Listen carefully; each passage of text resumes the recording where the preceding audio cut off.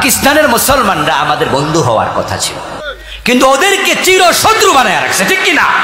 আজকের এই দিন পর্যন্ত পাকিস্তানের বিরুদ্ধে কথা বলবো। হ্যাঁ, আমরা পাকিস্তানের জিন্নার বিরুদ্ধে কথা বলবো, ইয়াহিয়ার বিরুদ্ধে কথা বলবো, ভুট্টোর বিরুদ্ধে কথা বলবো, কারণ দেশটা তো এক দেশ ছিল, ওটা পশ্চিম পাকিস্তান, আমরা ছিলাম পূর্ব পাকিস্তান। এই ভুট্টুরা, এই ইয়াহিয়া যদি আমাদের উপর জুলুমটা না করতো তাহলে দেশ বিভক্তির কোনো প্রয়োজন ছিল না। তারা জালেম ছিল, আমরাও সেটা বলবো। কিন্তু তারা কি কেউ বেঁচে আছে? কথা বলেন না কেন আপনারা? বেঁচে আছে তারা? তাহলে এখন পাকিস্তানের সাথে কিসের শত্রুতা?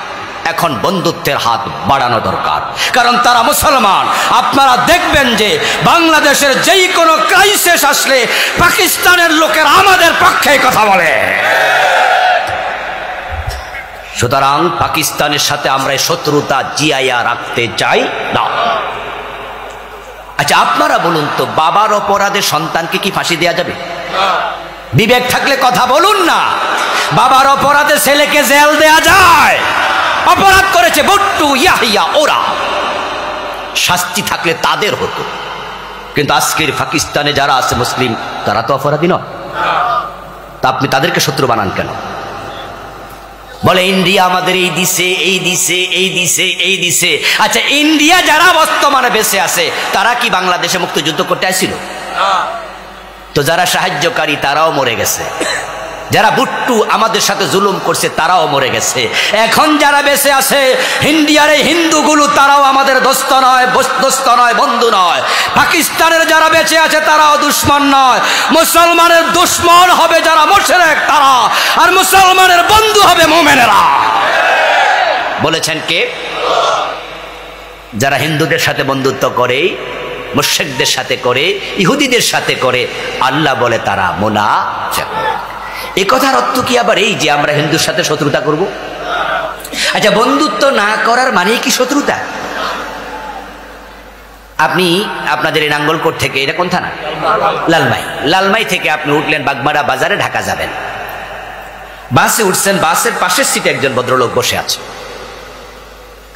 কিছুক্ষণ পরে এক ভদ্রলোক আপনার পরিচিত, উনি আপনারে বললেন যে ভাই, আপনার পাশের সিটে যে বসা, উনি কি আপনার বন্ধু? আপনি বললেন যে না, ওনাকে তো আমি চিনিও না, উনি তো এমনি পাশের সিটের যাত্রী, আমি এখানে যাত্রী, না উনি আমার বন্ধু না। আচ্ছা, বন্ধু না হওয়ার অর্থ কি আপনার দুশ্মন? আল্লাহ কি বলেছে নাকি যে হিন্দুদের সাথে দুশ্মনী করো, ওদের মাথায় বাড়ি দাও? এটা বলে না, বলছে বন্ধু বানায় না। কারণ যারা আল্লাহকে মানে না তারা মোমেনের বন্ধু হতে পারে না। এখন 15টা বছর আমরা এমন বন্ধু বানাইছি, আর বন্ধুরাও আমাদেরকে এমন দেয়া দিছে, আমাদের সে ফেলানিকে মেরে তারে ঝুলে রাখছে। গরুর গোস্ত, গরু আনতে গেলে গুলি করে আমাদের বড় বড় ব্যবসায়ীদেরকে, আমাদের নিরীহ ব্যবসায়ীদেরকে তারা হত্যা করেছে, গরু আনতে গিয়েছে। কিন্তু বলুন তো, ফ্যান্সি ডিল যারা ব্যবসা করে তারা গুলি খেয়ে কজন মরছে? এইটা শুনবেন না। ওরা ফ্যান্সি ডিল যখন সাপ্লাই দেয় তখন বেশি বেশি দেও, খাইয়া মরে যায়। যারা আমাদেরকে ফ্যান্সি ডিল দেয়, যারা আমাদেরকে পানির সময় পানি দেয় না, বন্যার সময় যখন পানির প্রয়োজন নাই তখন সবগুলো দরজা খুলে দেশটাকে ভাসায়া দেয়, তারা আমাদের সাথে বন্ধুত্বের আচরণ করে নাই, তারা বন্ধু হতে পারে না।